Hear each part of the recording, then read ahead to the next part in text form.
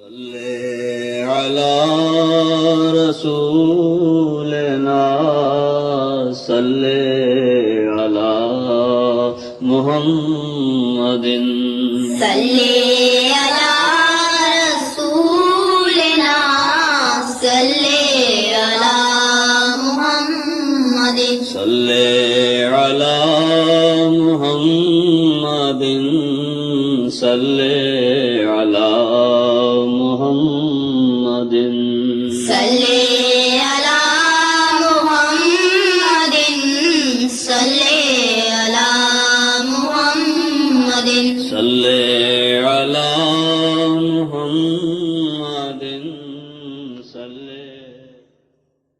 الله أكبر الله أكبر الله أكبر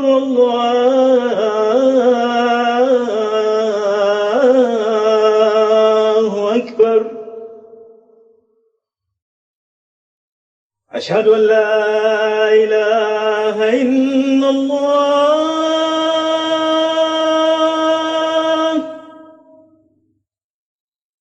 أشهد أن لا إله إلا الله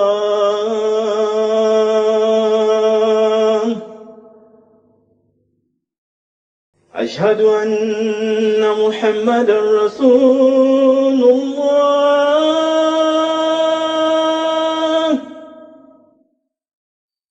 أشهد أن محمدا رسول الله حي على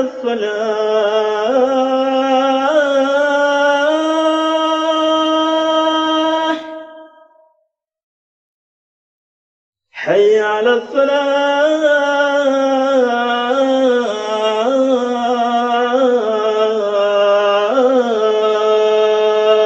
الفلاح حي على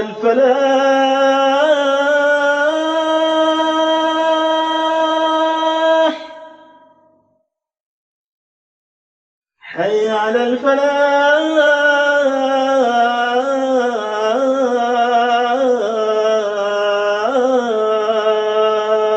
الفلاح الله أكبر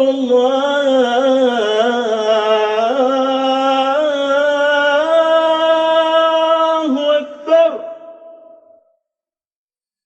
لا إله إلا الله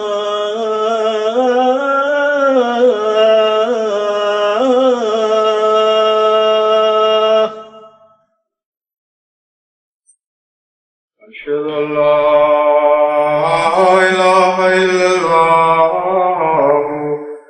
وحده لا شريك له وأشهد أن محمدا عبده ورسوله أما بعد فأعوذ بالله من الشيطان الرجيم بسم الله الرحمن الرحيم الحمد لله رب العالمين الرحمن الرحيم مالك يوم الدين إياك نعبد وإياك نستعين اهدنا الصراط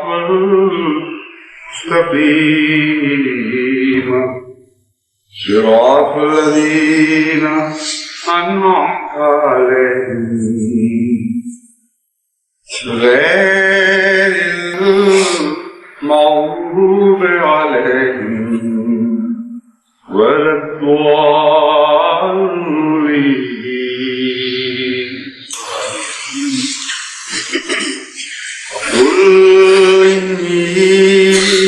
أنا لنذير مبين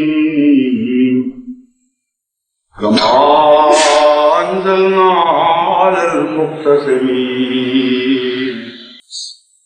الذين جعلوا القرآن عجبين فوربك لنسألنهم أجمعين ما كانوا يعملون فاصدع بما تؤمر وأعرض عن المشركين إنا كفيناك المستهزئين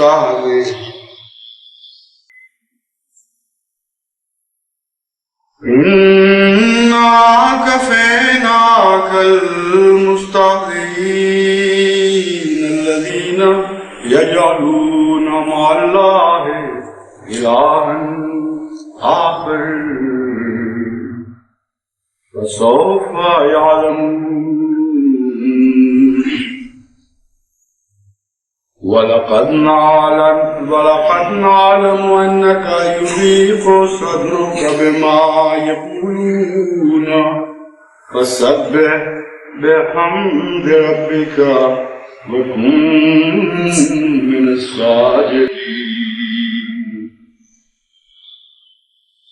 وكن من الساجدين واعبد ربك حتى يأتيك اليقين.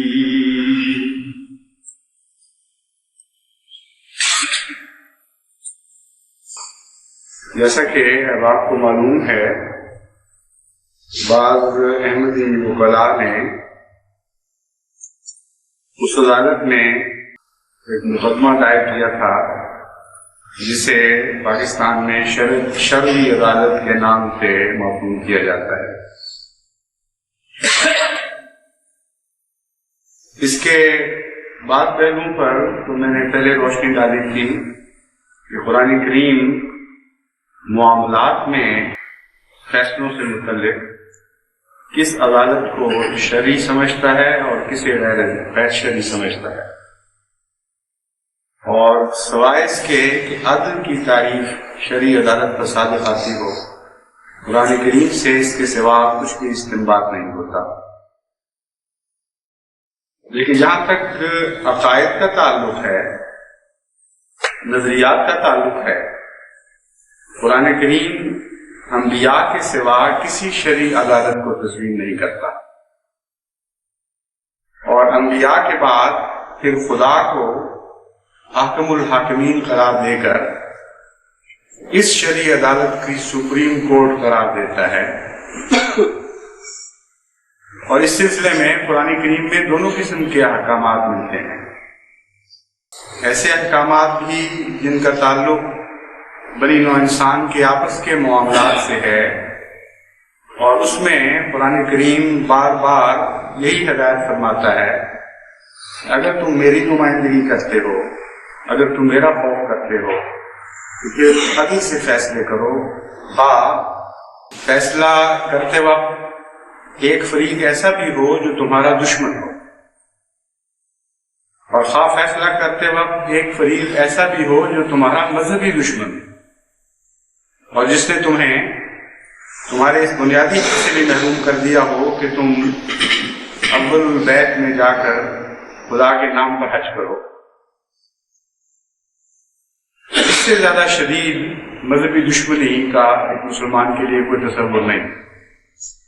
چنانچہ قرآن کریم مذہبی دشمنی کی مثال دے کر اس بات کو خوب کھول دیتا ہے کہ ہماری مراد یہ نہیں کہ معمولی دشمنی ہو، بلکہ اتنی شدید نفرت ہو اس قوم کو تم سے کہ تمہیں حج بیت اللہ کی بھی اجازت نہ دے. ایسی صورت میں بھی جب تم انصاف کی کرسی پر بیٹھو تو انصاف سے کام لو. یہ ہے شرعی عدالت کا جہاں تک معاملات کا تعلق ہے قرآنی نظریہ. لیکن جہاں تک نظریات جہاں تک معاملات کا تعلق ہے اس کے لیے تو کسی حد تک بلکہ مجبوری ہے انسان سے فیصلے کروانے پڑتے ہیں، لیکن جہاں تک نظریات کا تعلق ہے نہ قرآن کریم اجازت دیتا ہے نہ اس کا کوئی تصور پیش کرتا ہے کہ نبی یا خدا کے سوا نظریات کا فیصلہ کسی اور سے کروایا جائے، بلکہ اگر نظریات کے فیصلے کے لیے کسی اور کی طرف رجوع کیا جائے تو اس کے لیے قرآن کریم میں بہت سخت انذار پایا جاتا ہے۔ چنانچہ اسی موضوع سے متعلق سورہ نساء میں 61ویں آیت میں قرآن کریم فرماتا ہے أَلَمْ تَرَ إِلَى الَّذِينَ يَزْعُمُونَ أَنَّهُمْ آمَنُوا بِمَا أُنزِلَ إِلَيْكَ وَمَا أُنزِلَ مِن قَبْلِكَ يُرِيدُونَ أَن يَتَحَاكَمُوا إِلَى الطَّاغُوتِ وَقَدْ أُمِرُوا أَن يَكْفُرُوا بِهِ وَيُرِيدُ الشَّيْطَانُ أَن يُضِلَّهُمْ ضَلَالًا بَعِيدًا۔ کہ کیا تو نے ایسے لوگوں کے متعلق خبر نہیں پائی، ایسے لوگ نہیں دیکھے جو دعویٰ تو یہ کرتے ہیں یا گمان یہ کرتے ہیں کہ وہ ایمان لے آئے ہیں اس چیز پر جو تیری طرف اتاری گئی، اور اس پر بھی ایمان لے آئے ہیں جو تجھ سے پہلے اتاری گئی۔ یریدون ان یتحاکموا الی الطاغوت، لیکن اس کے باوجود وہ طاغوت یعنی غیر اللہ کی طاقتوں کی طرف فیصلوں کے لیے رجوع کرتے ہیں۔ وقد امروا ان یکفروا بہ، اور واضح طور پر ان کو یہ حکم دیا گیا ہے کہ ان کا انکار کر دیں، ان کے فیصلے کی اہلیت کا ہی انکار کر دیں، ان کے اس دعوے کا ہی انکار کر دیں کہ وہ مذہبی معاملات میں فیصلے کے مجال ہیں۔ وَيُرِيدُ الشَّيْطَانُ أَن يُضِلَّهُمْ ضَلَالًا بَعِيدًا، اور شیطان یہ چاہتا ہے کہ تمہیں بہت بری طرح گمراہ کر دے۔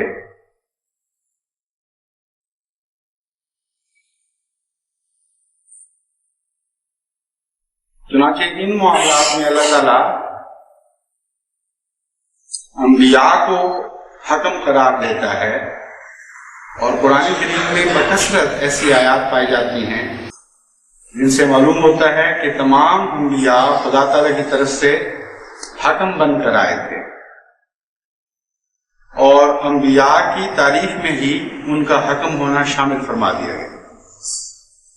یہی وجہ ہے کہ آئندہ زمانے میں بھی حضرت صلی اللہ علیہ وآلہ وسلم نے ایک حکم کی خبر دی اور فرمایا کہ جب اختلافات بڑھ جائیں گے اور مسلمانوں کی حالت خراب ہو جائے گی تو اس وقت خدا تعالیٰ نازل فرمائے گا حکماً عدلا، ایسی عدالت کو نازل فرمائے گا جو حکم ہوگی، عدل ہوگی، فیصلے کرے گی اور انصاف کے ساتھ فیصلے کرے گی، اور وہ عدالت مسیح موعود ہے۔ کسی جگہ بھی اشارتاً بھی یہ بات نہیں فرمائی یا مومنوں کو یہ حکم نہیں دیا کہ جب تمہارے آپس میں مذہبی عقائد کے اختلافات واقع ہو جائیں تو تم اپنے فیصلے اپنے علماء سے کرواؤ کس کا عقیدہ سچا ہے، بلکہ فرمایا انتظار کرو، ایسی صورت میں اللہ کی طرف سے دوبارہ عدالت قائم کی جائے اور حکم عدل ہی یہ فیصلے کرے گا کہ کس کا عقیدہ سچا تھا کس کا غلط تھا۔ چنانچہ اس مضمون کے اوپر حضور صلی اللہ علیہ وآلہ وسلم نے مزید روشنی ڈالتے ہوئے فرمایا ایک ایسا وقت آئے گا جب کہ مسلمانوں کے درمیان شدید اختلافات پیدا ہو جائیں گے، اور ان اختلافات کے نتیجے میں وہ ٹکڑے ٹکڑے ہو جائیں گے، شدید بے چینی کی کیفیت پیدا ہوگی، بدنظمی پیدا ہو جائے گی۔ اس وقت سادہ لوگ عوام الناس اپنے علماء کے پاس جائیں گے کہ فیصلے کروائیں، لیکن وہاں وہ جو کچھ دیکھیں گے وہ فیصلہ کرنے کے مجاز لوگ نہیں ہوں گے، کچھ اور ان کو نظر آئے گا۔ اور جو الفاظ حضور صلی اللہ علیہ وآلہ وسلم نے اختلافات کے زمانے کے علماء کے بارے میں استعمال فرمائے ہیں وہ ایسے سخت ہیں کہ وہی الفاظ اگر میرے منہ سے یا کسی اور احمدی کے منہ سے یہ علماء سنیں تو خط و غارت پر آمادہ ہو جائیں گے. اس لیے اتنا ہی کہنا کافی ہے کہ حضرت اقدس محمد مصطفیٰ صلی اللہ علیہ وآلہ وسلم کو اللہ تعالیٰ نے آئندہ زمانے کے حالات کی خبر دی. یہ بتایا کہ امت میں اختلافات پیدا ہو جائیں گے عقائد میں، اور جب نظریات بڑھ جاتے ہیں تو امتیں بڑھ جایا کرتے ہیں. ایسی صورت میں یہ نہیں فرمایا کہ علماء کے پاس جاؤ اور ان سے فیصلے لو. فرمایا وہ جو غلط فہمی سے علماء کے پاس جائیں گے فیصلوں کی خاطر، ان کو وہاں کچھ اور ہی نظر آئے گا. دوسری جگہ ان کا ذکر کرتے ہوئے فرماتے ہیں شر من تحت عظیم السماء، یہ وہ لوگ ہیں جو آسمان کے نیچے بدترین مخلوق ہوں گے. اور ظاہر بات ہے کہ یہ اختلافات کے دور کی بات ہے، اختلافات کے دور کے علماء کی بات ہے. اس کی اتنی واضح ہدایات کے باوجود جبکہ حضرت صلی اللہ علیہ وآلہ وسلم کا شدید انذار موجود ہے، قرآن کریم کھول کھول کر اس مضمون کو بیان فرما رہا ہے کہ مذہبی عقائد کے معاملے میں کسی بندے کو فیصلے کا اختیار نہیں سوائے اللہ کے نبی کے، اور وہ بھی صرف اس وجہ سے کہ وہ خدا سے علم پا کر فیصلے کرتا ہے. اور اگر اس سے تمہارا اختلاف ہے تو پھر خدا فیصلہ کرے گا، کسی اور کا کام نہیں ہے فیصلے کرے گا. اس کے باوجود کوئی مسلمان کسی دوسرے عالم کے پاس اپنے مذہبی عقائد لے کر فیصلوں کے لیے جا ہی نہیں سکتا. چنانچہ یہ جو ہمارے وکلاء اس مبینہ شرعی عدالت میں پہنچے، یہ ہرگز اس غرض سے لیے نہیں گئے. نہ انہوں نے یہ پیشکش کی، نہ انہوں نے پوچھا کہ تمہارا ہمارے متعلق کیا خیال ہے، ہم مسلمان لگتے ہیں تمہیں یہ غیر مسلم نظر آتے ہیں. نہ یہ پوچھا کہ خاتم النبیین کی صحیح تشریح بتائیں ہمیں کیا ہے، جن کو خدا تعالیٰ نے نور عطا فرمایا ہو، جن کے اندر حکم اور عدل نازل ہو گیا ہو، جو اللہ سے علم پا کر اور قرآن کا احسان میں بخش رہا ہو. ان کا کیا کام ہے کہ منکرین کے پاس جا کر ان سے پوچھیں کہ ہم سچے ہیں کہ جھوٹے ہیں؟ یہ تو بحث ہی نہیں. بحث یہ تھی کہ تم لوگ سچے ہو کہ جھوٹے ہو. تم لوگوں نے جو یہ آرڈیننس جاری کیا ہے، قرآن سے دیکھ کر ہمیں بتاؤ تمہیں کیا لگتا ہے کہ کیا قرآن اس آرڈیننس کے پیچھے ہے یا اس کے مخالف کھڑا ہوا ہے. یہ تھا فیصلے والا مسئلہ. اور صرف مرکزی نقطہ اتنا تھا کہ قرآن کریم کی روح سے کسی انسان کو یہ حق حاصل ہے کہ وہ کسی ایسے شخص کو جو قرآن کریم کو سچا تسلیم کرتا ہو اور واجب التعمیل سمجھتا ہو، یہ ایمان رکھتا ہو کہ قرآن کریم کا حکم ماننا ضروری ہے، اس کو قرآن کریم پر عمل کرنے سے کسی رنگ میں بھی محروم کر سکتا ہے یا نہیں. دو ٹوک اتنی بات تھی. اور اپنے متعلق نہیں پوچھا گیا تھا، ان کے فیصلے کو چیلنج کیا گیا تھا کہ تمہارے غلط فیصلے ہو رہے ہیں اور تم اپنی قوم پر ظلم کر رہے ہو. ایک ایسے عامر کو جس کا عامریت کا جواز عوام الناس کی طرف سے نہیں ملتا، اس کو خدا کا نمائندہ بنا رہے ہو، اس کو یہ حق دے رہے ہو کہ وہ شریعت کے متعلق فیصلے کروائے اور شرعی عدالتیں مقرر کرے. یہ مسئلہ تھا حل طلب، اور اس کے اوپر کوئی بحث نہیں. حیرت کی بات ہے وہ سارا فیصلہ پڑھ لیں، اس میں اشارتاً یہ بحث موجود نہیں کہ کیوں احمدیوں کے دلائل اس معاملے میں غلط ہیں. قرآن کہاں یہ فیصلہ دیتا ہے کہ قرآن کریم کو واجب التعمیل سمجھنے والے کو جو ایمان رکھتا ہو کہ قرآن پر عمل ضروری ہے، اس کو قرآن کریم پر عمل سے محروم کیا جا سکتا. اور دوسری یہ بات پوچھی گئی تھی کہ اگر یہ دیتا ہے فیصلہ تو کہاں دیتا ہے اور کس کو دیتا ہے اختیار؟ کیا جمہور کو حکم اختیار دیتا ہے کہ وہ جسے چاہیں، یا ان کے نمائندے جسے چاہیں محروم کر دیں قرآن پر عمل کرنے سے، یا نسلی سلطان کو اجازت دیتا ہے، یا کسی فوجی عامر کو اجازت دیتا ہے؟ اس کا ذکر کہیں قرآن سنت میں ہونا چاہیے تھا. اتنا اہم معاملہ ہے، ایک بندے کو اس کے مذہبی حقوق سے محروم کیا جا رہا ہو اور قرآن و سنت میں ذکر ہی نہ ہو، یہ تو ہو ہی نہیں سکتا. اس بات کا کوئی ذکر نہیں. جو ذکر ہے وہ گالی گلوچ ہے. ایسی عامیانہ زبان ہے، ایسی بےہودہ کلامی کی گئی ہے حضرت اقدس مسیح موعود علیہ السلام کے خلاف کہ وہ تو لگتا ہی نہیں کہ کوئی شرفاء کی زبان استعمال کی گئی ہے، بجائے کہ کوئی عدالت، اور عدالت میں عدالت بھی چھوڑیں، شرعی عدالت۔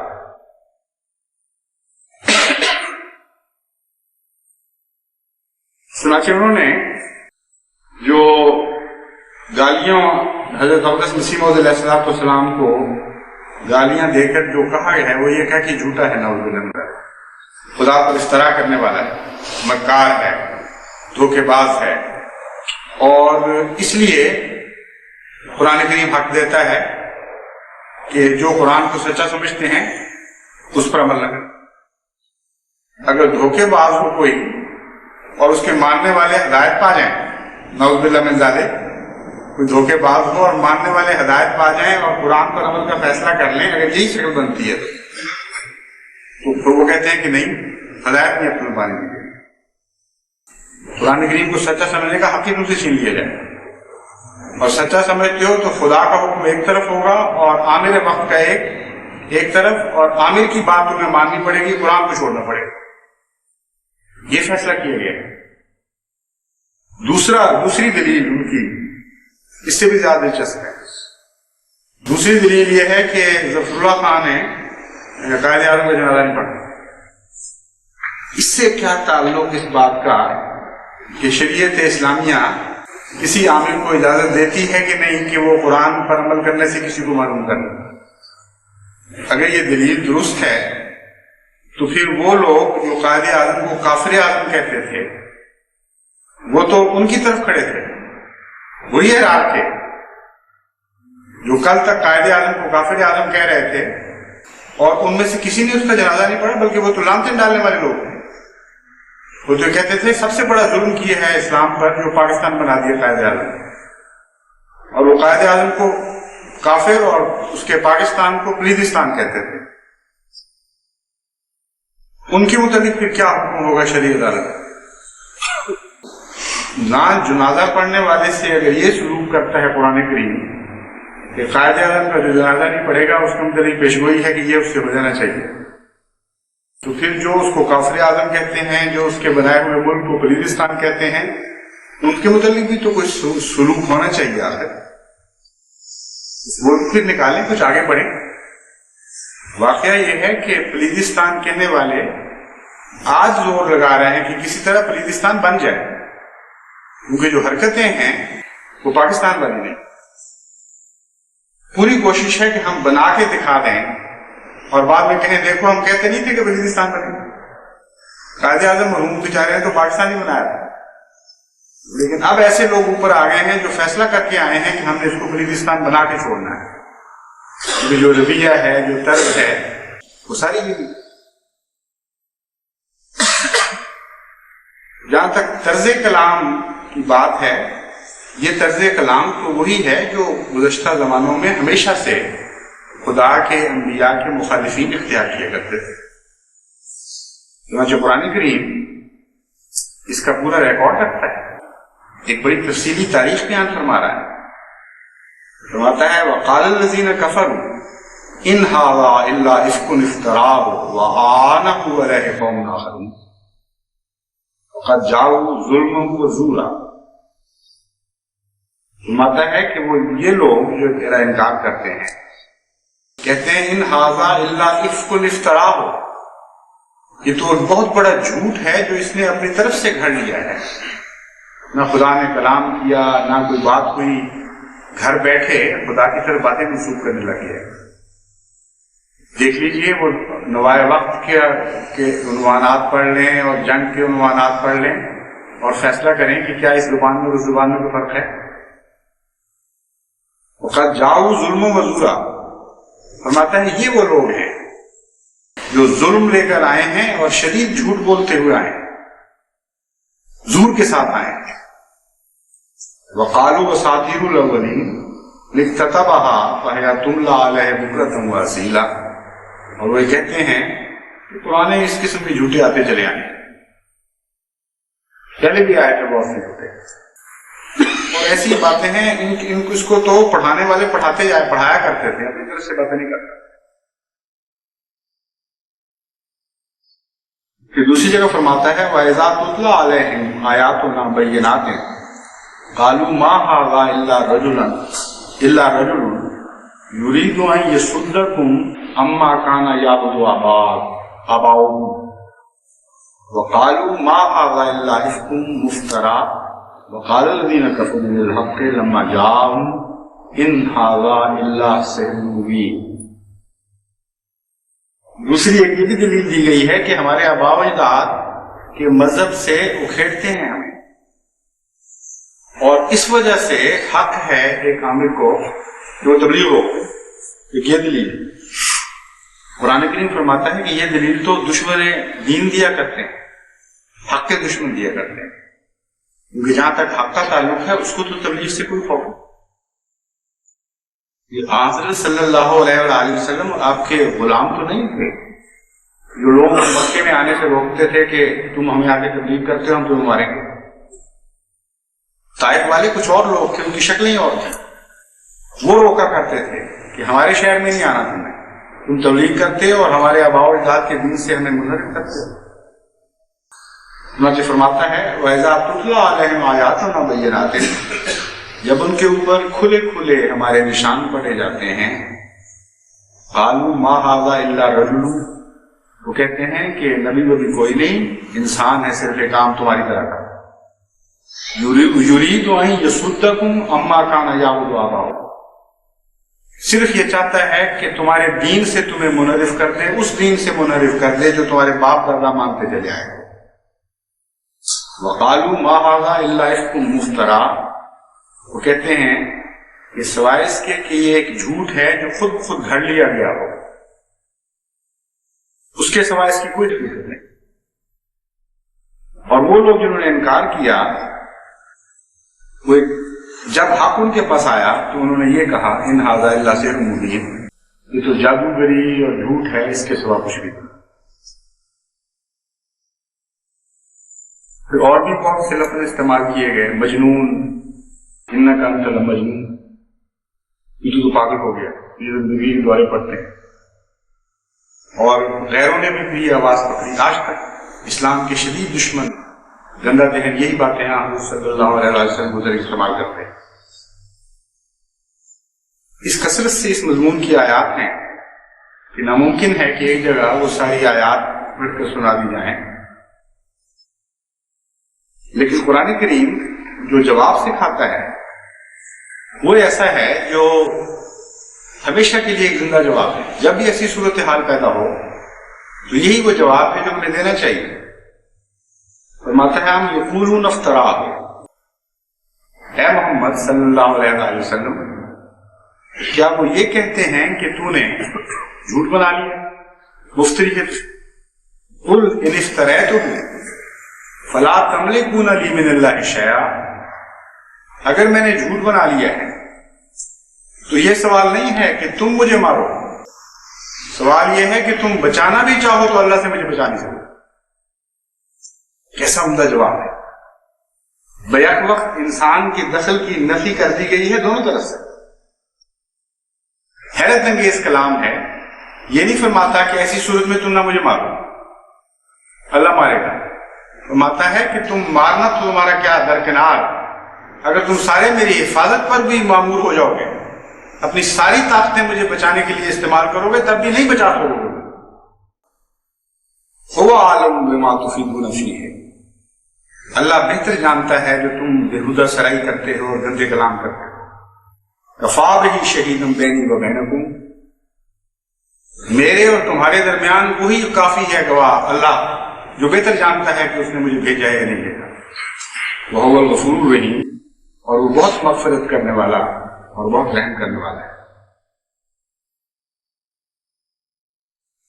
پھر فرماتا ہے ویل لکل افاک نثیر، جھوٹا کون ہے، گناہگار کون ہے، یسمع آیات اللہ تتلی علیہ ثم یصر مستکبرا کأن لم یسمعها۔ افاق اور اسیم جو کہنے والے ہیں ان کو خدا تعالیٰ تاریخ بتاتا ہے کہ آفاق رسید ہمارے نزدیک کون ہوا کرتا ہے. فرماتا ہے وہ جو اللہ کے نشانات کو سنتا ہے پھر تکبر کرتے ہوئے پیٹھ پھیر کر منہ موڑ لیتا ہے اور اصرار کرتا ہے اپنے تکبر پر. اس طرح طرز عمل اختیار کرتا ہے جیسے اس نے سنا ہی کچھ نہیں. اس کو عذاب علیم کی خوشخبری دے دو. وَإِذَا عَلِمَ مِنْ آيَاتِنَا شَيْئًا اتَّخَذَهَا هُزُوًا. اور دوسری علامت ان لوگوں کی یہ ہے کہ خدا کے کلام کی باتیں ہو رہی ہوتی ہیں, یہ بحث ہوتی ہے کہ اللہ نے کسی سے کچھ کہا یا نہیں کہا, وہ کوئی تمسخر کا وقت تو نہیں. فرماتا ہے ایسے موقع پر یہ تمسخر شروع کر دیتے ہیں. اور یہ ایک ایسی عادت مستمرہ ہے جھوٹے لوگوں کی کہ حضرت آدم سے لے کر حضرت صلی اللہ علیہ وآلہ وسلم کے وقت تک کی جو تاریخ قرآن نے محفوظ فرمائی ہے اس میں ایک بھی استثناء قرآن نہیں کرتا. انبیاء استہزاء نہیں کرتے ان سے. جب وہ قرآن کی باتیں کرتے ہیں وہ سنجیدگی سے ان کو جواب دیتے ہیں. جب وہ پہلی کتابوں کی باتیں کرتے ہیں وہ سنجیدگی سے ان کو جواب دیتے ہیں.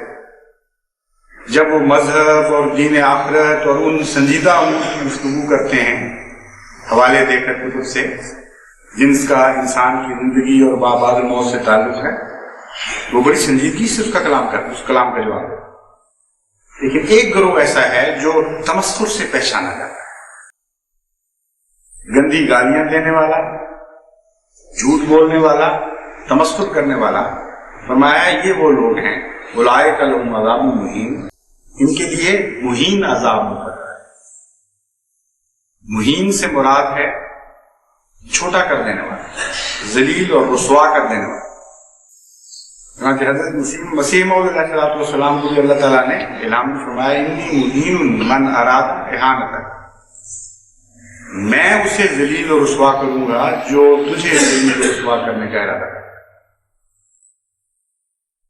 کیسا موقع ہے یہ الہام انہی لوگوں کے متعلق جو انکار کرتے ہیں. قرآن کریم یہ محاورہ استعمال فرماتا ہے اولئک لہم عذاب مہین.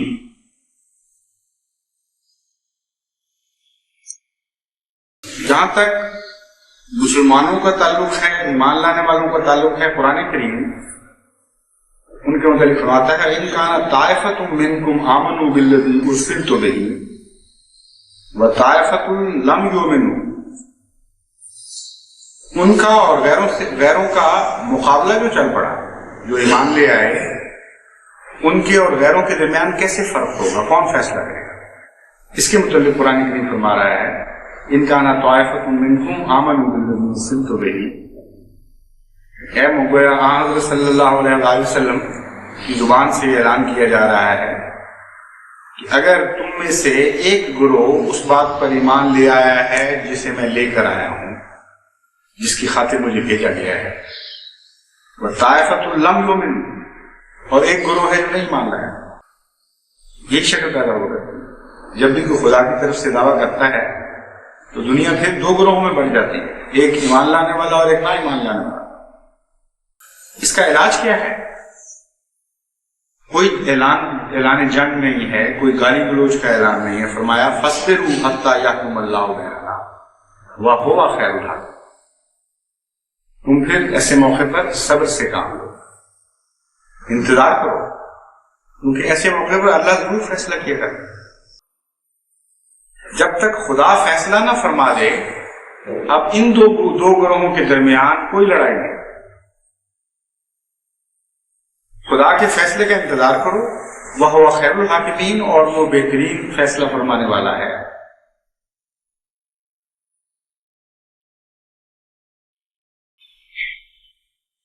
ان امور کی روشنی میں ناممکن تھا کہ کوئی احمدی کسی بھی دنیا کی عدالت میں, اور اس کا کوئی بھی نام ہو, یہ معاملہ لے کر جاتا کہ آپ ہمارے درمیان فیصلہ کریں کہ ہم سچے ہیں یا ہمارا مخالف سچا ہے اعتقادات کے لحاظ سے. دنیاوی معاملات میں تو ایک مسلمان کو غیر مسلم کی عدالت میں بھی جانا پڑتا ہے, اپنے سے اختلاف رکھنے والے کی عدالت میں جانا پڑتا ہے. اور دنیاوی معاملات میں اسلام مذہب کی تفریقی کوئی نہیں کرتا۔ یہودی حضور صلی اللہ علیہ وسلم کی عدالت میں آ جایا کرتے تھے فیصلوں کے لیے، خلیفہ وقت اپنے مخالف فریق کو اختیار دیتا ہے کہ تم چن لو کوئی نمائندے اور ہم فیصلہ کرواتے ہیں، لیکن دنیاوی امور جہاں تک قرآن کا حکم ہے اس معاملے میں کوئی فیصلہ تسلیم نہیں کیا جائے۔ دنیاوی امور تک ٹھیک ہے، اور یہ بھی ممکن ہے جیسا کہ حضرت علی کرم اللہ وجہہ نے یہ تسلیم کیا، یہ فیصلہ قرآن سے کرتا کہ قرآن کس کو اجازت دیتا ہے اور کیا اجازت دیتا ہے اس قسم کے امور، لیکن عقیدوں کے معاملے میں تمہاری بات نہیں مانی جائے گی۔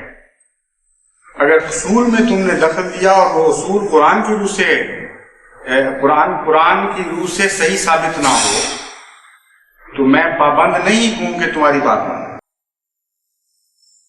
قرآن کی بات چلے گی، تمہاری نہیں چلے گی، تو خاص شرطوں کے ساتھ، یہ شرطیں لازم ہیں ہر مسلمان پر۔ صرف حضرت علی کرم اللہ وجہہ کا معاملہ نہیں تھا، ہر مسلمان کے لیے یہی حکم ہے۔ تم غیروں کی عدالت میں، دوسروں کی عدالت میں آپس کے جھگڑے طے کرنے کی خاطر، صلح کی خاطر، امن کی خاطر مقدمے لے جا سکتے ہو، لیکن یہ اجازت نہیں ہو سکتی کسی فریق کو کہ وہ قرآن کے فیصلے کے خلاف تم سے بات کرے اور تمہیں وہ بات واجب التعمیل ہو، تمہیں تسلیم کرنا ضروری ہو، تو اس صورت میں عذاب ہے۔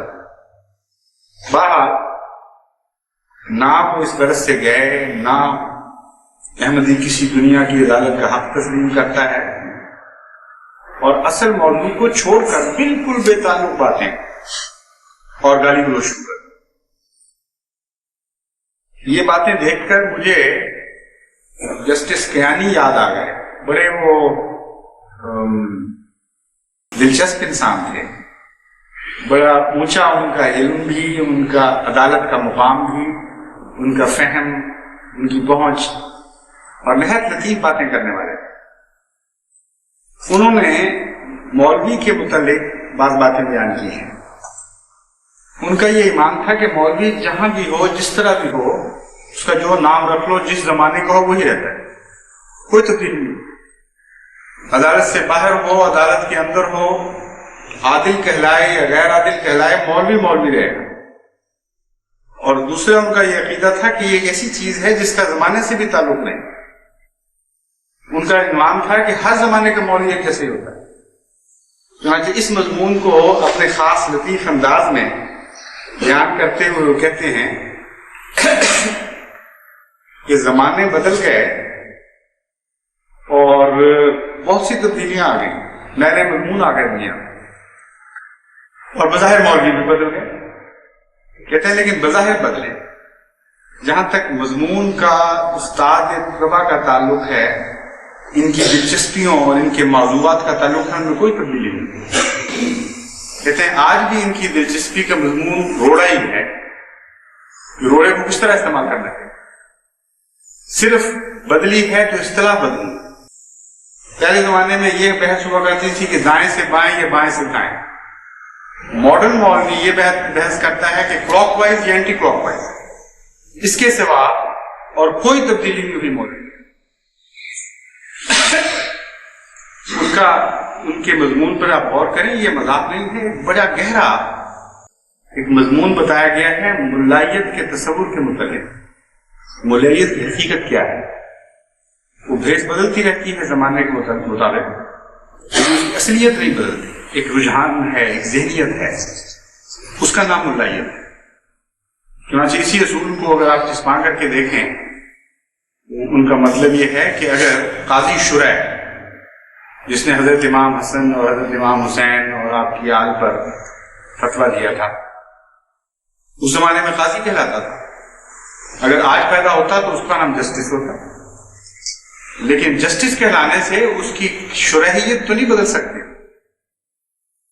جس قسم کے قاضی پیدا ہوئے ویسے ہی قاضی رہتے ہیں، اور اگر تقویٰ نہ ہو تو نہ قاضی کہلانے سے اس کے اندر بھی فرق پڑتا ہے، نہ مولوی کہلانے سے فرق پڑتا ہے، نہ جسٹس کہلانے سے فرق پڑتا ہے۔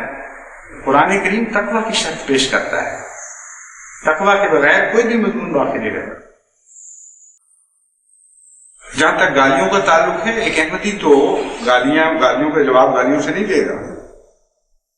اس لیے اس فیصلے کے خلاف کیا اپیل ہو جو گالیاں ہیں. ایک دفعہ سندھ کے میں جہاں ہم ہندوؤں میں تبلیغ کرتے ہیں، وہاں کا واقعہ مجھے یاد آ گیا. ایک علاقے میں جہاں خدا کے فضل سے بکثرت ہندو مسلمان ہونے شروع ہوئے، کلمہ پڑھنے لگے، شرک چھوڑا، علماء کو پتہ چلا تو انہیں بہت غصہ آیا. ان کا احمدی ہوتے کون ہیں؟ یہ ہندوؤں میں تبلیغ شروع کر دیا اور ہندوؤں کو کلمہ پڑھا رہے ہیں.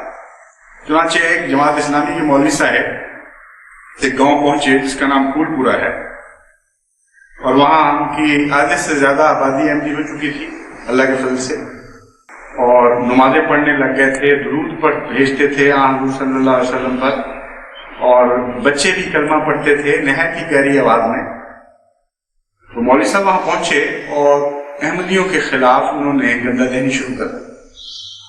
اسٹیج لگایا اور اتنی گالیاں دی کہ وہ حیران ہو کر تعجب سے دیکھتے رہے کہ ہوا کیا مولوی صاحب کو. ہم تو سمجھے تھے ہمیں آ کے کوئی اسلام کی باتیں بتائیں گے، کچھ اپنے مذہب میں آنے کی دعوت دیں گے، یہ تو ان کو گالیاں دے رہے ہیں. چنانچہ ان کا جو گاؤں کا نمبردار تھا، وہ ابھی ہندو ہی تھا، وہ اٹھ کر کھڑا ہو گیا. اس نے کہا مولوی صاحب میری ایک بات پہلے سن لیں، اس کے بعد باقی باتیں. بات میں یہ کہنا چاہتا ہوں کہ جب یہ لوگ ہمیں آئے تھے مسلمان بنانے کے لیے، تو انہوں نے تو ہمیں بہت پیاری پیاری باتیں بتائی. اللہ کا ذکر کرتے تھے محبت سے، اور ان کی آنکھوں میں آنسو آ جاتے تھے.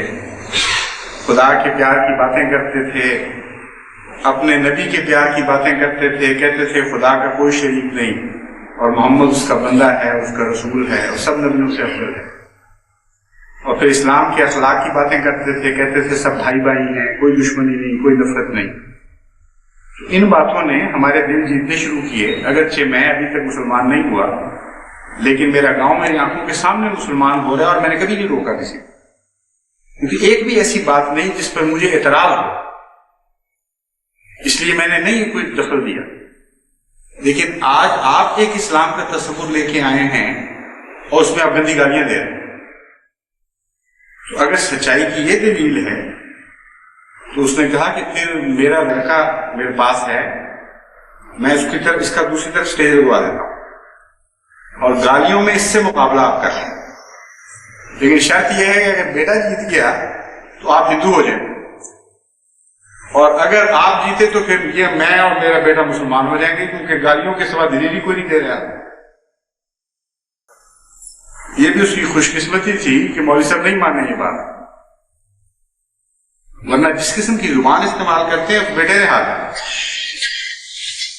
اگر کسی کو یقین نہیں آتا تو ربا میں اجتماع بند کر کے انصار اللہ اور غلام الانبیاء کے جس جلسے کی مولویوں کی اجازت دی ہے حکومت نے، اس کی ٹیپ سن لے.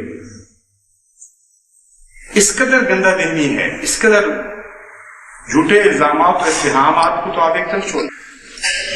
حضرت اقدس مسیح موعود علیہ السلام اور دیگر خلفائے سلسلہ کے متعلق ایسی ناپاک، ایسی گندی زبان استعمال کی ہے، میں نہیں سمجھتا کہ پھول پورا کا کوئی ہندو بھی اس مقابلے میں جیت سکے.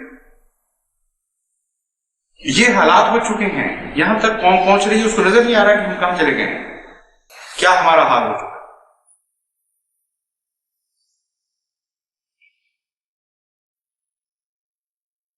جہاں تک قضاء کا تعلق ہے، دنیا کی عدالتیں فیصلے کیا کرتی ہیں، اور بعض دفعہ خدا کے بندوں کے خلاف فیصلے کیا کرتے ہیں، اس سے کوئی انکار نہیں.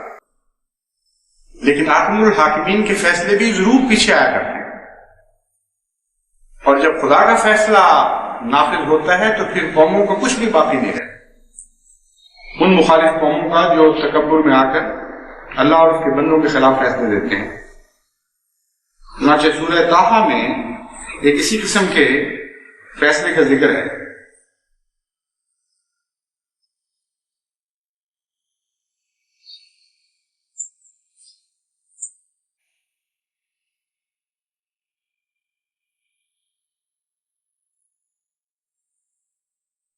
جب فرعون نے حضرت موسیٰ کی قوم حضرت موسیٰ اور آپ کے ماننوں کے خلاف فیصلہ دیا،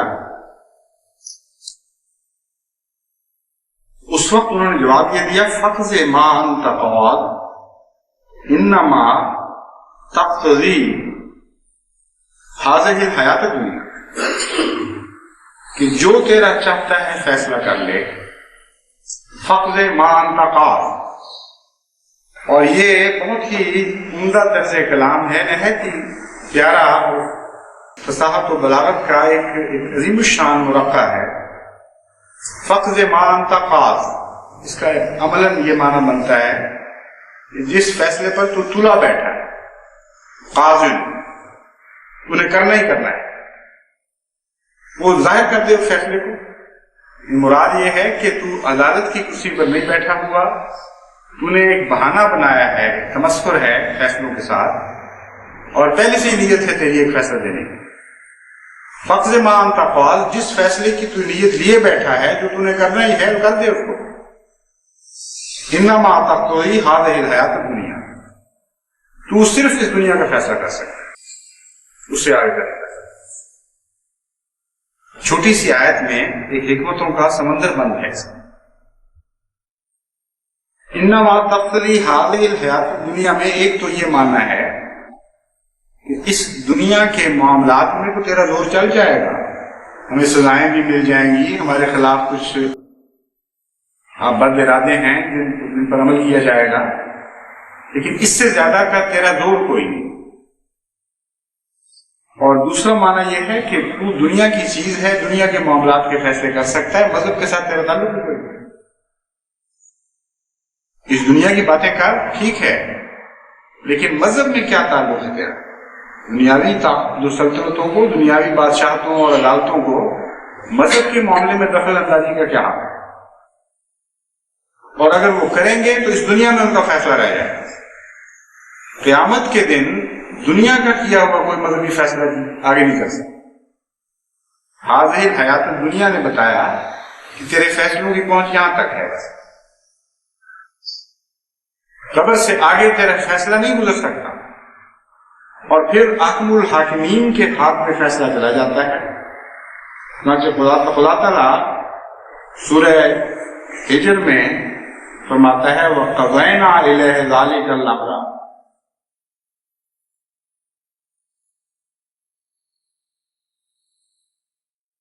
ذَلِكَ الْأَمْرَ مجھے لفظ چھٹ گیا ہے، مراد یہ ہے اس فیصلے کا. میں قرآن کریم غالباً ان چھٹا ہے لیکن میں اس کو نہیں پڑھوں گا کیونکہ جب تک یقین نہ ہو تب تک میں اس کو نہیں پڑھتا ہے آیت کو. مضمون یہ ہے دابر ہؤلاء مفتون مصبحین، کہ خدا تعالیٰ فرماتا ہے کہ ہم نے بھی ایک فیصلہ کیا، اور اس فیصلے کی طرف اس قوم کو ہم اپنے نبی کو پر اس فیصلے کا اظہار کر دیا. قضینا الیہ ذالک امرہ کا مطلب یہ ہے ہم نے ایک فیصلہ کیا اور پھر اپنے نبی پر اس فیصلے کا اظہار فرما دیا. وہ فیصلہ کیا تھا؟ دابر ہؤلاء مقتوم مصبحین، ان کے متعلق فیصلہ یہ ہے کہ ان کی جڑیں کاٹی جائیں. اور مصبحین کا لفظ خاص طور پر قابل توجہ ہے. ایک تو یہ کہ قرآن کریم اس کے مطالعے سے پتہ چلتا ہے کہ اکثر قوموں پر عذاب رات کے پچھلے پہر آئے جبکہ صبح ہونے والی. اور جہاں تک حضرت مسیح موعود علیہ السلام کے الہامات اور پیشگوئیوں کا تعلق ہے، وہاں بھی یہی معلوم ہوتا ہے کہ رات کے پچھلے پہر دفتن اچانک غیر متوقع طور پر خدا تعالیٰ کی پکڑ آئے گی. اس کثرت سے تذکرے میں یہ مذکور ہے کہ اس میں کوئی حکمت ہے. پچھلے پہر عذاب آنے میں کئی باتیں ہیں قابل غور. اس کو مصبحین فرماتا ہے اللہ تعالیٰ. مراد یہ ہے کہ اور پھر فرماتا ہے سات صباح المنذرین، جن کو ڈرایا گیا تھا ان کی کیسی صبح طلوع ہوئی. انقلاب کے لیے جو ایک روحانی انقلاب برپا ہونا ہوتا ہے اس کے لیے یہ بہترین وقت ہے. ایک طرف ظالم صبح کی انتظار کر رہا ہوتا ہے، اور ایک طرف مظلوم صبح کی انتظار کر رہا ہو. ان کی تباہی اور مظلوم کی صبح کے درمیان فاصلہ کوئی نہیں ہوتا. یعنی ایسے وقت میں تباہی آتی ہے کہ اس کے ساتھ ہی مظلوم کی صبح کا سورج طلوع ہو رہا ہو، اور ان کی صبح ایسی بدتر ہوتی ہے کہ رات سے بھی بدتر صبح آتی ہے. ایسی صبح آتی ہے جیسے ایک عرب شاعر نے کہا ہے فَمَلْ أَصْبَاحُ مِنْكَ بِأَمْسَكَ أَلَا أَيُّهَا اللَّيْلُ الطَّوِيلُ وَالْأَنْجَلِي بِصُبْحٍ فَمَلْ أَصْبَاحُ مِنْكَ بِأَمْسَكَ. اے لمبی تاریخ رات صبح میں تبدیل ہو جا. فَمَلْ أَصْبَاحُ مِنْكَ بِأَمْسَكَ. لیکن ہے صبح بھی کون سی تجھ سے بہتر آنے والی ہے، وہ تجھ سے بدتر آئے گا. اس شعر کا اطلاق کسی اور پر ہو یا نہ ہو، لیکن خدا تعالیٰ کے دشمنوں پر ضرور ہو. اور ایک ہی وقت میں ایک قوم کے لیے حقیقی صبح طلوع ہو رہی ہوتی ہے، اور ایک قوم کے لیے رات سے بدتر صبح طلوع ہو رہی ہوتی ہے. جیسا کہ فرمایا وَسَاءَ صَبَاحُ الْمُنذَرِينَ، جن کو ڈرایا جاتا ہے ان کے لیے کیسی بدبخت صبح ہے جو ان کے لیے. اور پھر فرماتا ہے کم ترکوا من جنات وعیون وزروع ومقام کریم ونعمت کانوا فیہا فاکہین کذالک وورثناہا قوما آخرین فما بکت علیہم السماء والارض وما کانوا منظرین. کتنے ہی جنات، کیسے باغات اور چشمے تھے جو انہوں نے اپنے پیچھے چھوڑے. وزروع اور لہلہاتی کھیتیاں تھیں، وہ مقام کریم اور عزتوں کے مقامات تھے ان کے پاس. وہ نعمت کانوا فیہا فاکہین، اور ایسی ایسی نعمتیں تھیں کہ جن میں وہ زندگی کے تعیش لوٹ رہے تھے. کذالک، یقیناً اسی طرح تھا. وَوَرَثْنَاهَا قَوْمًا آخَرِينَ، لیکن دیکھو ہم نے ان کا کسی اور قوم کو وارث بنا دیا. ان کو اس بات کے اہل نہیں تھے کہ ان چیزوں کو اپنے پاس رکھیں. امانت میں خیانت کرنے والے لوگ تھے، اس لیے خدا نے وہ امانت ان سے چھینی. وَوَرَثْنَاهَا قَوْمًا آخَرِينَ. اور قومیں بھی ایسی ہوتی ہیں جن سے ان کی نعمتیں چھین کر دوسروں کو دے دی جاتی. لیکن فرمایا ان کا اور ان قوموں کا ایک فرق ہے. بعض قوموں کے جب دن پھرتے ہیں، دن بدل جاتے ہیں، جب وہ ان کی بلندی کے زمانے تنزل میں تبدیل ہو جاتے ہیں، تو بعض دفعہ صدیاں چھوڑ کر ہزاروں سال لوگ ان کی سرحد پر ہوتے ہیں. وقت یاد کرتے ہیں کیسے کیسے نشان وقت تھے، وہ آئے اور ہاتھوں سے نکل گئے. بغداد پر جو تباہی آئی سینکڑوں سال ہو چکے ہیں، آج تک لوگ اس تباہی کے اوپر ہوتے ہیں اور آنسو بہاتے ہیں. اسپین پر جو تباہی آئی اور مسلمانوں سے حکومت چھینی گئی، کتنا دردناک واقعہ گزرا ہے. آج تک مسلمان جب اس تاریخ کو پڑھتے ہیں تو ان کی آنکھوں سے آنسو بہ جاتے ہیں، بہنے لگتے ہیں. اسی طرح رومن امپائر کو رونے والے دنیا میں موجود. مگر فرمایا وہ لوگ جو خدا کے انبیاء کا انکار کرتے ہیں، ان کی ہلاکت اور ان ہلاکتوں میں ایک فرق ہے. ان کو کوئی رونے والا نہیں ہوا کرتا جو بعد میں آئے. فما بکت علیہم السماء والارض، نام پر آسمان روئے گا، نام پر زمین روئے گی. نہ کبھی آسمان ان پر رویا، نہ کبھی زمین نے ان پر آنسو بہائے. وما کانوا منظرین، اور پھر وہ کبھی مہلت نہیں دی. کیسا عظیم الشان ایک اظہار ہے اور اتنا ہی دردناک ہے. کیونکہ آپ انبیاء کی تاریخ پڑھ لیں، دنیا کی قوموں پر خواہ وہ ظالم بھی ہوں، اگر وہ انبیاء سے نہیں ٹکرائیں تو ان پر رونے والے آپ کو ملیں گے. لیکن ان قوموں پر جو انبیاء سے ٹکر لے کر ماری گئی ہیں، ان پر کوئی رونے والا آپ کو نہیں. وہ لوگ جو نوح کے مقابل پر آ کر ہلاک ہوئے اور غرق کیے گئے، ان کے تذکرے آپ پڑھتے ہیں تمام دنیا کی کتابوں اور تمام کہانیوں میں ان کا ذکر ملتا ہے. لیکن ایک بھی آنکھ ایسی نہیں جو ان لوگوں پر آنسو بہاتی. آج اگر کسی ایسے علاقے میں بھی جہاں سیاسی لحاظ سے دشمن قابل ہوں، وہاں بھی اگر فلڈ زیادہ آ جائے اور 2-400 جانے ہلاک ہو جائیں، تو مخالف نظریہ رکھنے والے بھی رو پڑتے ہیں بعض بار. عام تباہیاں جو ہیں دنیا کی ان میں پھر اپنے اختلافات بھول جاتے ہیں. اب دیکھیے وہاں ایتھیوپیا میں ابیسینیا میں وہ اشتراکی ملک ہے, بڑا سخت مخالف ہے, لیکن اس کے باوجود چونکہ ایک تباہی عام ہے. یہاں یورپ میں, انگلستان میں, امریکہ میں ان کے حالات پر لوگ آنسو بہا رہے ہیں اور قربانی بھی پیش کر رہے ہیں. لیکن یہ عجیب استثناء ہے کہ وہ قومیں جو خدا کے انبیاء سے ٹکراتی ہیں اور اس بنا پر اس جرم میں ہلاک کی جاتی ہیں, ان پر کبھی کسی آنکھ میں آنسو نہیں. سماج سے مراد روحانی لوگ ہیں اور زمین سے مراد, عرض سے مراد زمینی لوگ. مراد ہے ایسی بدبخت لوگ ہوتے ہیں کہ نہ ان پر پھر آسمانی لوگ آنسو بہاتے ہیں نہ ان پر زمینی لوگ.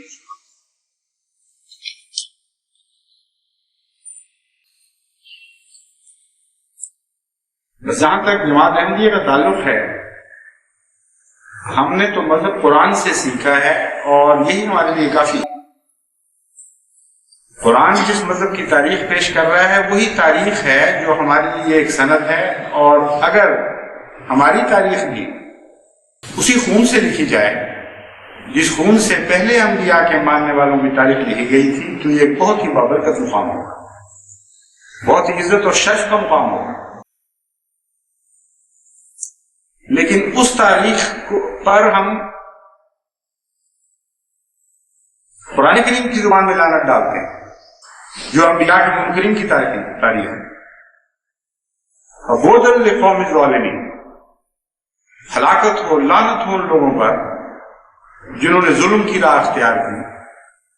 اور قرآن کریم بار بار اس بات کو دہراتا ہے اور بار بار بڑے دردناک طریقے پر لوگوں کو جگانے کی کوشش کرتا ہے کہ جب بھی خدا کی طرف سے کوئی آئے اس کی مخالفت مول نہ لو, اس سے شرافت اور تجاوت کا سلوک کرو. اگر تمہیں نہیں یقین آتا تو ایک طرف ہٹ جاؤ, لیکن تمہارا یہ حق نہیں ہے کہ گندہ کلامی کر کے خدا تعالیٰ کے عذاب کو سے ہٹو. عجیب بدقسمتی ہے انسان کی کہ بار بار پھر اسی تاریخ کو اپنانے کی کوشش کرتا ہے جو مغضوب کی تاریخ ہے, جو ظالم کی تاریخ ہے. چنانچہ حضرت مسیح موعود علیہ السلام اس معاملے کو بڑی وضاحت سے دو حصوں میں تقسیم کرتے ہوئے فرماتے ہیں.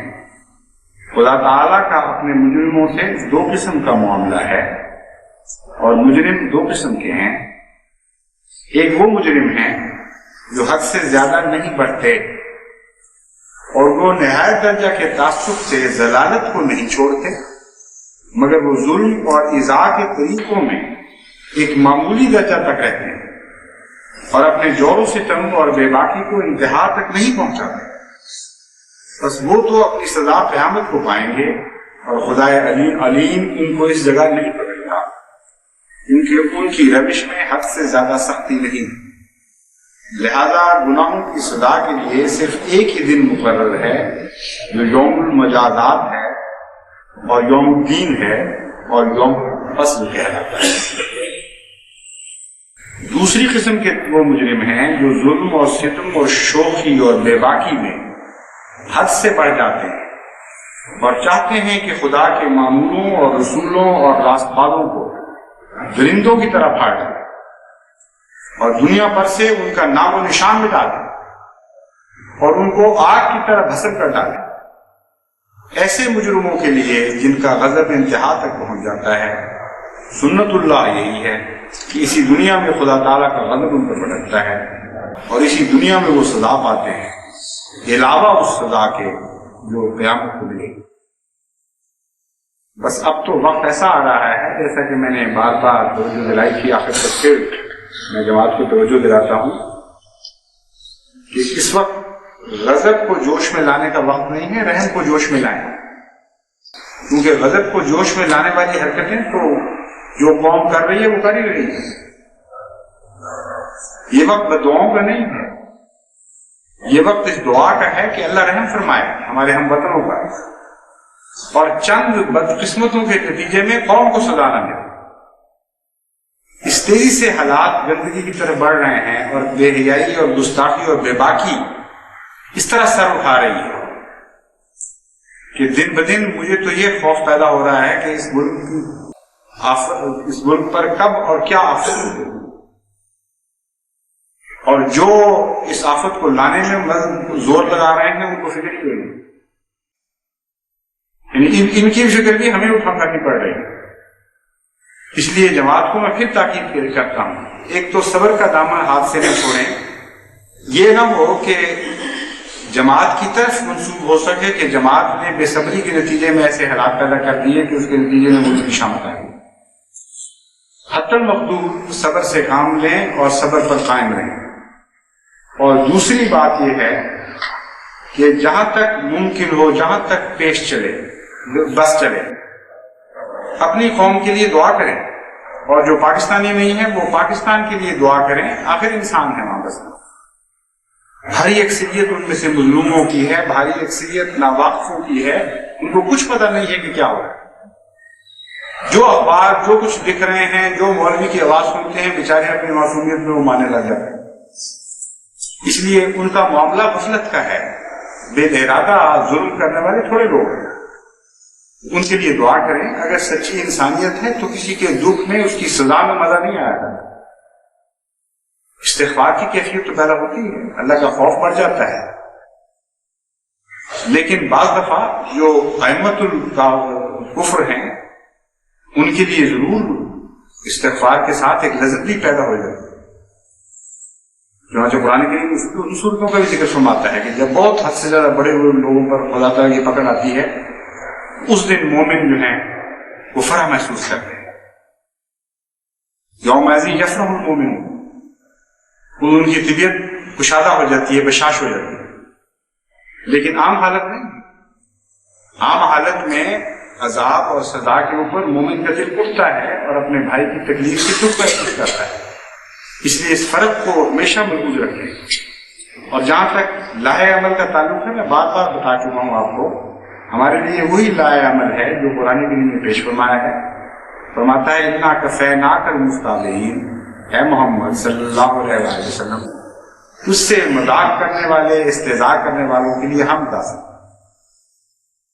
الذین یجعلون مع اللہ الہا آخر، وہ لوگ جنہوں نے خدا کے سوا معبود بنا لیے ہیں، بعض دفعہ بندوں کو بنا لیتے ہیں، بعض دفعہ خواہشات کو بنا لیتے ہیں، تو سوف یعلمون، وہ ضرور یقیناً جان لیں گے کہ وہ گھاٹے والے ہیں۔ وَلَقَدْ نَعْلَمُ أَنَّكَ يُضِيقُ صَدْرُكَ بِمَا يَقُولُونَ، ہمیں پتہ ہے، اللہ تعالیٰ فرماتا ہے ہمیں پتہ ہے کہ تیرے دل کو کیا دکھ پہنچتا ہے جب یہ بات ہے۔ یہ میں نے اس لیے آیت پڑھی ہے کہ ایک اہم چیز سمجھتا ہے کہ میرے دل کی تو پتہ نہیں کیا حالت ہو گئی ہے، کٹ گیا، مر گیا، اور اللہ ابھی تک رحم نہیں فرما، اور کیوں اللہ تعالیٰ اچانک ساری تبدیلیاں نہیں پیدا کرتا ہے۔ یہ جو کیفیت ہے یہ حضرت محمد مصطفیٰ صلی اللہ علیہ وسلم کے دل کی کیفیت ہے جو قرآن بیان فرما ہے، اور 13 سال مسلسل، اور اس کے بعد اس کیفیت میں اللہ تعالیٰ نے اپنے سب سے زیادہ محبوب بندے کو رکھا، اور وہ تبدیلیاں جو اس کے نزدیک مقدر تھی وہ اسی وقت آئیں جب وہ وقت مقدر۔ بڑا ظلم ہوگا ایک انسان بے صبری دکھائے اور اپنے دل کی حالت جانتے ہوئے جو اس پر گزر رہی ہے وہ یہ باتیں شروع کر دے اپنے رب کے اوپر کہ اتنی دیر ہو گئی روتے ہوئے، سجدہ گاہ میں تڑپتے ہوئے، اے خدا کہاں گیا تو، تیری رحمت کیوں نہیں آ رہی۔ یہ جوش دلانے کے لیے محبت اور پیار کے فکرے تو ٹھیک ہیں، لیکن دل کی کیفیت یہ نہیں ہونی چاہیے۔ بعض دفعہ انسان لاڈ سے، بعض دفعہ اپنے محبوب کو، روٹھے ہوئے کو منانے کے لیے ایسی ادائیں کر لیتا ہے، یہ قصے اور دنیا کے ہیں، لیکن میں سنجیدگی کی بات کر رہا ہوں۔ اپنے دل پر خدا کے متعلق بیت نہیں لانی، کیونکہ آن حضرت صلی اللہ علیہ وآلہ وسلم کو مخاطب کر کے خدا فرماتا ہے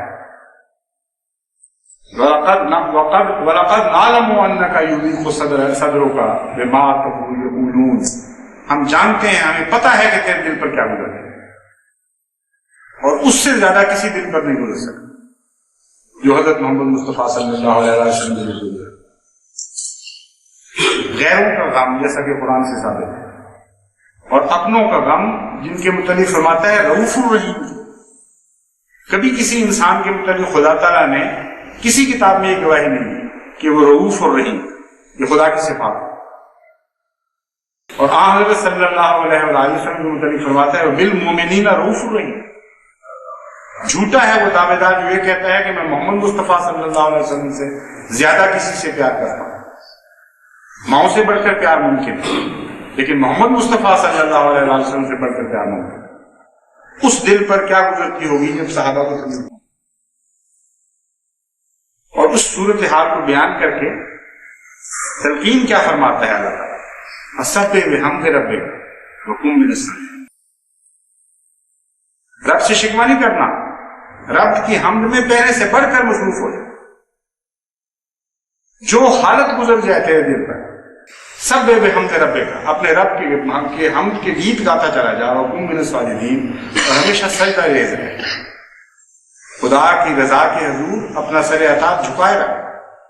وعبد ربک حتی یاتیک الیقین، اور یہ فیصلہ لے کر بیٹھ خدا کے در پر کہ اس رب کی میں عبادت کرتا چلا جاؤں حتی یاتیک الیقین، یہاں تک کہ مجھے موت آ جائے. الیقین کا ترجمہ مفسرین نے موت کیا ہے، حالانکہ یقین کا ظاہری معنی تو ہے یقین کا پہنچ جانا ہے، یعنی کسی یقینی بات کا رونما ہو جانا. مفسرین نے جو معنی کی وہ بھی درست ہے، بالکل صحیح. مراد ان معنوں میں یہ بنے گی کہ تیرا کام یہ ہے کہ خدا کی عبادت اور اس کے حضور اطاعت کے جذبات میں ایسا پختہ ہو جائے کہ یہ ارادہ لے کر بیٹھ، یہ ارادہ لے کر خدا کے حضور سجدہ کر کہ کچھ بھی ہو جائے موت سے پہلے میرا سجدہ ختم نہیں ہو. یعنی یہ مقصد نہیں بتایا کہ فتح تک میرا سجدہ رہے گا، کامیابی تک میرا سجدہ رہے گا.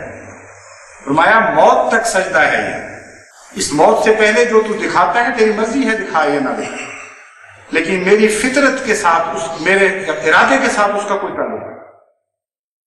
میرے سجدے پر دنیا کے حالات کوئی اثر نہیں ڈال سکیں گے. میں تیرا مطیع بندہ رہوں گا آخر وقت تک، ایک لمحہ کے لیے بھی تیری اطاعت سے باہر نہیں نکلوں گا. یہ ہے تعلیم جو خدا تعالیٰ نے حضرت محمد مصطفیٰ صلی اللہ علیہ وسلم کو دی تھی. بس احمدی کو اسی تعلیم پر قائم ہونا چاہیے اور یہ ارادہ لے کر خدا کے حضور سر جھکانا چاہیے کہ سر کٹ تو جائے گا، سر کٹ تو جائے گا، لیکن تیرے مقابل پر اٹھ نہیں سکتا.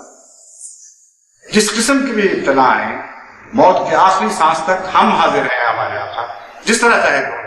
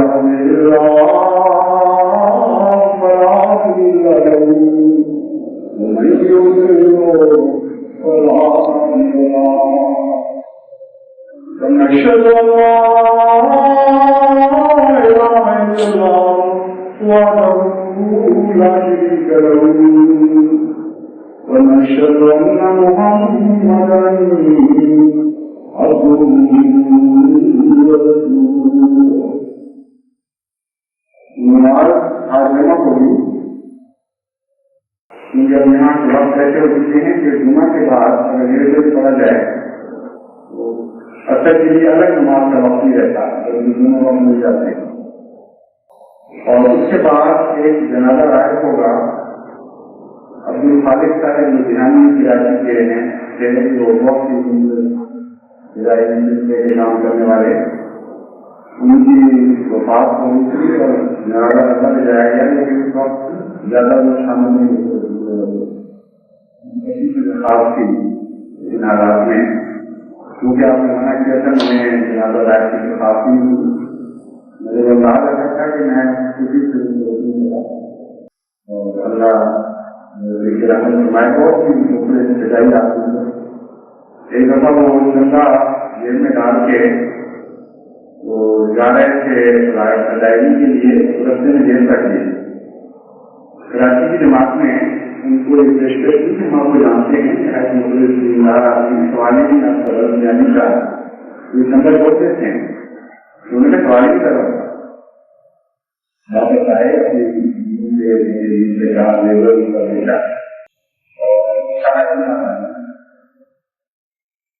और अल्लाह ने उनसे उदाहरण दिया, उनके तरीके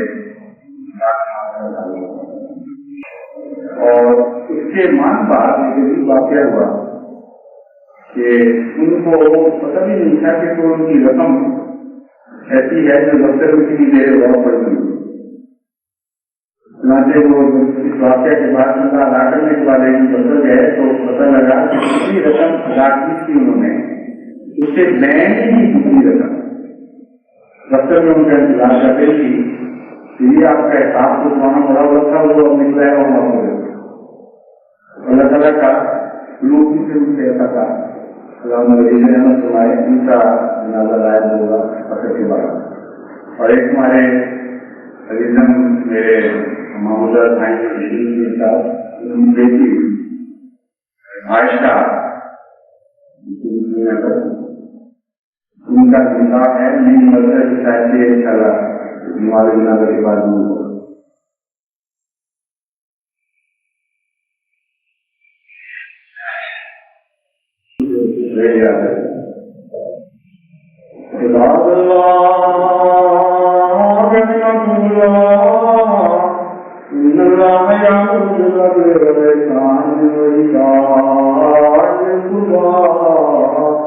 وينهى عن الفحشاء والمنكر والبغي يعظكم لعلكم تذكرون اذكروا الله يذكركم يذكركم ويغفر لكم ولذكر الله